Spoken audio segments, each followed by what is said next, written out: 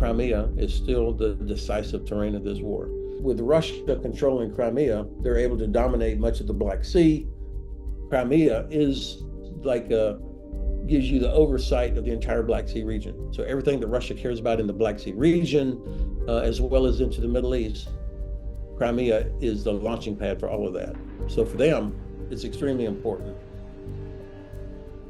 For Ukraine, if they take Crimea back, then obviously they've denied that to Russia. Russia would not be able to disrupt shipping in and out of Odessa or Kherson or Mykolaiv, the three main ports that they have in the western part of Ukraine, west of Crimea, but also Azov Sea. As long as Russia controls Crimea, then they deny access in and out of Azov Sea. So even if Mariupol and Berdyansk are liberated, the two main Ukrainian ports on the Azov Sea, which are currently occupied by Russians, if Russia controls Crimea, they'll never be able to, Ukrainians could never reopen Mariupol or Berdyansk. So half of Ukraine's seaports would remain under Russian control as long as Russia controls Crimea.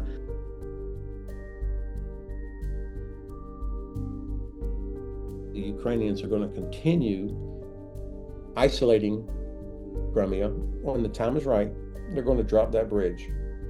Now, that will take a lot of explosive. It's not going to be a couple of Storm Shadow or ATACMS or even Taurus if the Germans ever gave that.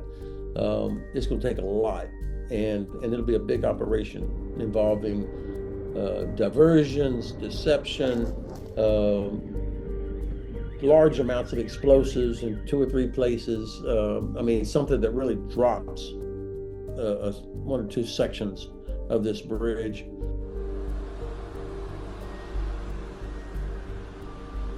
That thing is covered with air defense. They've taken measures to protect against maritime drones from getting too close to it. But I think, General Budanov, if anybody on the planet can get that bridge, he's the guy. And I think they're working on a clever plan, and they'll do it when the time is right. The bridge will go, the railroad will be the easiest, I think, to cut. So that's the isolation part of Crimea. Meanwhile, they're making Crimea untenable for the Russian Navy and Air Force, constantly hitting air defense systems there, constantly whittling away at the Russian Navy presence there. The Black Sea Fleet is mostly gone now from Sevastopol, and the Air Force, is constantly under attack. So pretty soon, Crimea is not going to be usable in any meaningful way for the Russians. And so I think when they're ready, and I don't want to put a date on it because I've already been wrong before,